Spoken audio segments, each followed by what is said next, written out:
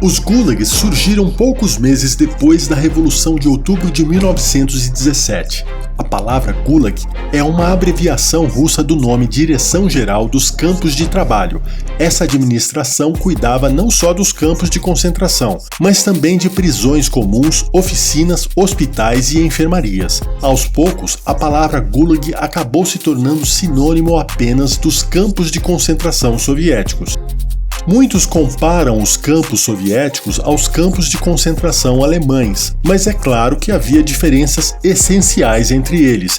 Mesmo entre os gulags, não havia dois acampamentos totalmente iguais. A primeira diferença essencial entre eles é que muitos campos alemães foram construídos para o extermínio em massa, enquanto os gulags foram criados para formar uma grande massa de mão de obra escrava, ainda que muitas vezes tenham ocorrido execuções. O propósito primordial do gulag era econômico. Para usarmos a linguagem marxista, os prisioneiros eram explorados, reificados e mercantilizados. A menos que fossem produtivos, suas vidas não valiam nada para os senhores. Mas é importante lembrar que os campos de extermínio só foram construídos a partir de 1941, durante a guerra. Todos os campos alemães construídos ao longo da década de 1930 eram voltados para o trabalho forçado, assim como os gulags. Stalin, tanto quanto Adolfo, acreditava no trabalho exaustivo. A liderança stalinista pode não ter planejado exterminar seus prisioneiros de campo, mas pretendia explorá-los ao máximo possível. A exploração física de prisioneiros extremamente doentes constituía uma prática rotineira do gulag e levou muitos à morte. Os gulags podem não ter sido construídos para eliminar opositores, mas muitos morreram de fome, exaustão e doenças. E assim como os primeiros campos alemães, os guardas costumavam executar pequenos grupos de prisioneiros que eram enterrados em covas coletivas. Entre 1930 e 1956, cerca de 1,5 milhão de pessoas morreram nos gulags. Nos 13 anos dos campos alemães, morreram pouco mais de 1 milhão de prisioneiros. Entre os historiadores, é mais comum a visão de que o gulag representava uma instituição de morte em massa, mas não de assassinato em massa. Segundo o historiador Alexander Etkind, os gulags não operavam de acordo com a lógica do extermínio, mas a lógica da tortura. E a restrição à comida era o método principal para torturar aqueles que não produziam o suficiente. A segunda diferença fundamental entre os dois modelos de campos é que o critério para enviar prisioneiros aos campos alemães era de raça. A maioria dos prisioneiros era de judeus, embora muitos comunistas, ciganos, mendigos e homossexuais também fossem enviados para lá. Já os gulags recebiam inicialmente os inimigos do Estado, que incluíam burgueses, comunistas de outros partidos que não o bolchevique, trotskistas e criminosos comuns. Mas vale dizer que o criminoso comum na União Soviética quase nunca era o assaltante ou homicida, mas aqueles que atentavam contra o socialismo cometendo crimes como a especulação, que era a venda de comida ou bens pessoais a terceiros.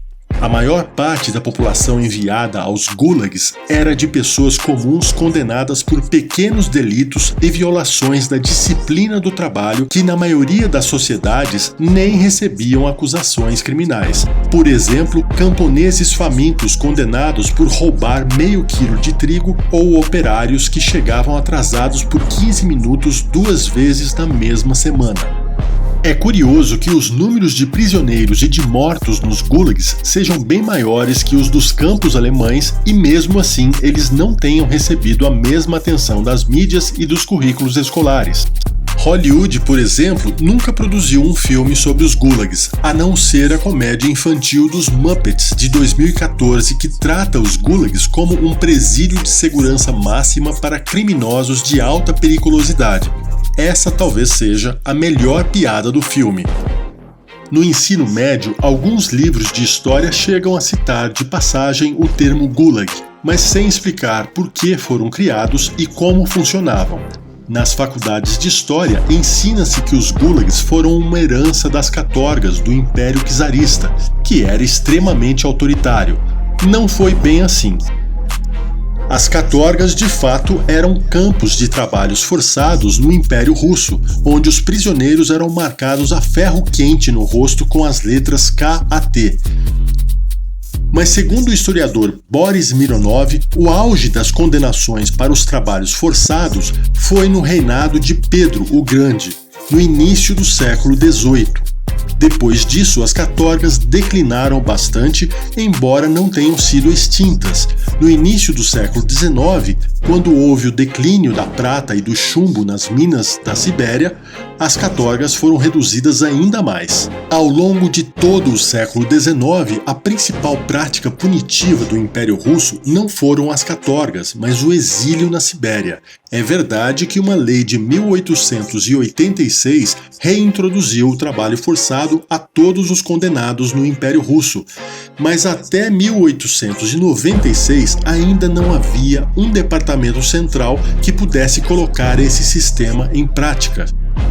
Além disso, no final do século XIX, a tendência do Império foi de suavizar as leis mais severas dentro das prisões. Em 1845, por exemplo, uma lei pôs fim à marcação das letras KAT nos rostos dos condenados. Em 1863, foi proibido o uso do chicote como castigo para os prisioneiros. Segundo o historiador Leone Borodkin, a principal diferença qualitativa entre a katorga czarista e o gulag soviético é que os prisioneiros soviéticos eram condenados por decisão extrajudicial, sem julgamento e sem direito à defesa. Mais do que isso, a TCK, órgão responsável pelas prisões nos primeiros anos dos gulags, usou de tortura e forjou provas para conseguir confissões. Um homem foi preso simplesmente porque tinha uma barba longa, o que sugeria que ele poderia ser um clérigo muçulmano radical. Nesse sentido, em particular, os gulags eram mais parecidos com os campos alemães do que com as katorgas. Nos campos alemães, muitos suspeitos de serem judeus eram presos e não havia julgamentos nem direito à defesa. Na Alemanha, os campos eram administrados pela Polícia Política do Estado, a SS. Na União Soviética, os gulags eram administrados pela Polícia Política criada por Lenin, a TCK, mais tarde renomeada para OGPU, NKVD e, por fim, KGB. Já em termos quantitativos, a diferença entre os gulags e as katorgas é ainda maior. Às vésperas da Revolução, havia 28 mil prisioneiros nas katorgas, enquanto os gulags geralmente mantinham mais de 1 milhão de presos em seus campos. No início dos anos 1950, eram cerca de 2,5 milhões de presos simultaneamente. Ao todo, foram construídos 30 mil campos de concentração em toda a União Soviética. E mesmo depois que os prisioneiros nas katorgas começaram a trabalhar, o trabalho que predominava era feito nas pequenas oficinas dentro das prisões. O tipo de trabalho prisional mais preferível era o trabalho dentro das instalações prisionais, nas celas ou nas oficinas, como os únicos em total conformidade com a noção de privação de liberdade. A comparação dos gulags à katorga começou com uma tentativa do próprio regime soviético de evitar as comparações dos gulags com os campos de concentração alemães no final da Segunda Guerra. A katorga foi ressuscitada no momento em que o mundo começava a descobrir a verdade sobre os campos de concentração alemães. Talvez por isso, o general Nazedkin, chefe do gulag durante a guerra, tenha preparado, a pedido de Beria, chefe da NKVD, um histórico da katorga czarista, explicando suas diferenças para a katorga bolchevique. Foi esse histórico produzido pelo chefe dos gulags que forjou a comparação entre as katorgas e os gulags. Em outras palavras, nossas faculdades usam material de propaganda soviética como fonte documental para ensinar certos eventos da história. Como já vimos, as tentativas de apresentar as katorgas de Nicolau II como mais cruéis do que as soviéticas não têm embasamento histórico. Nos últimos 40 anos do Império Russo, a maior parte dos condenados não ia para as katorgas, mas para o exílio interno, uma estratégia do antigo regime para povoar regiões afastadas do território russo. E os exilados não ficavam em presídios, recebiam uma moradia modesta, uma pequena ajuda financeira mensal e podiam trabalhar no comércio ou na manufatura da cidade para onde tinham sido enviados. Eram deixados aos cuidados das autoridades locais que tinham poucos recursos e nenhum interesse nos degredados. Os exilados eram simplesmente abandonados pelo Estado em vez de serem vigiados e controlados de perto pelas autoridades. O próprio Trotsky foi preso em 1898 com um grupo de estudantes revolucionários e acabou sendo sentenciado ao exílio de 4 anos na Sibéria, onde dispunha de muito tempo livre e de uma energia que buscava uma saída, mas não tinha absolutamente nada em que gastá-lo e participava ativamente de todos os jogos e recreações que os exilados usavam como meio de passar o tempo. Note que mesmo Trotsky sendo um preso político, não foi condenado às catorgas. Pouco depois ele fugiu da Sibéria, embarcando em um trem com um passaporte comprado de um morador da região. O sobrenome do morador era Trotsky, foi de onde ele tirou seu codinome. Seu nome verdadeiro era Liev Bronstein, filho de um rico fazendeiro da Ucrânia.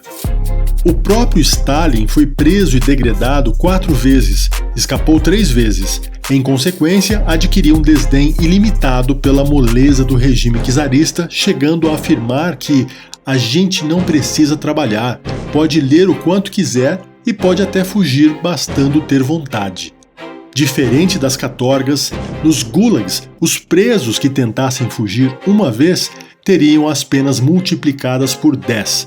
Os que tentassem de novo seriam punidos com a morte, procedimentos bem diferentes se comparados com a legislação czarista. Por mais duras que fossem as repressões do regime czarista, nada comparado a isso existiu durante o reinado de Nicolau II. Segundo Anne Applebaum, os primeiros gulags construídos em 1918 aproveitaram as instalações dos campos de prisioneiros da Primeira Guerra Mundial. Em 1919 já havia 21 campos de concentração. No final de 1920 eram 107 e todos eles mantinham mais prisioneiros do que as instalações comportavam. Desde 1918, um clima de insegurança se instalou entre a população soviética. O líder da Tcheka, Felix Dzerzhinsky, proclamou que qualquer um que ousar espalhar o menor boato contra o regime soviético será preso imediatamente e enviado para um campo de concentração. Uma parte dos presos nesses primeiros gulags eram comunistas de outros partidos que não o bolchevique. No terceiro congresso da Internacional Comunista em Moscou, representantes do Partido Socialista Revolucionário, que era marxista, leram em voz alta uma carta de seus camaradas encarcerados nos gulags. Ela afirmava que as condições prisionais na Rússia revolucionária eram piores que nos tempos do czar. Acusações como essa vinham repercutindo na imprensa internacional já no início dos anos 1920 e despertando tanto a repulsa quanto a admiração entre os europeus.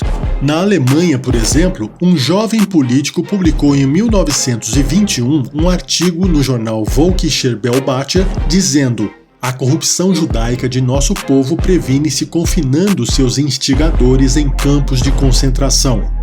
O autor, é claro, era Adolfo, líder do nacional-socialismo. Embora os soviéticos tentassem abafar as notícias sobre os gulags, uma ou outra correspondência de prisioneiros conhecidos na Europa acabava escapando do controle da guarda em razão das greves e motins dos presos. As condições iniciais nos gulags eram tão degradantes que em 1921, um grupo de prisioneiros de Petrominsk se recusou a trabalhar e exigiu mais rações de comida. Cansadas dessa insubordinação, as autoridades condenaram todos os 540 prisioneiros à morte. Os abusos já começavam antes de chegarem aos gulags. Depois de presas, as pessoas eram levadas a um centro de detenção onde eram interrogadas. Aqueles que não confessavam nada eram amarrados e espancados. No inverno, jogavam baldes de água fria no corpo do interrogado, que ficava por horas com a roupa molhada. Como os detidos não tinham sido oficialmente acusados, familiares em busca de informações sobre seus entes queridos faziam fila fora da prisão e ouviam os gritos abafados que vazavam das paredes dos detentos espancados. No caso dos muçulmanos detidos, como os guardas não conheciam sua língua nativa, as confissões eram inventadas. Investigações subsequentes descobriram que mais de 1/3 dos condenados eram inocentes de qualquer crime. Na parte 2, vamos falar da vida dos prisioneiros dentro dos gulags.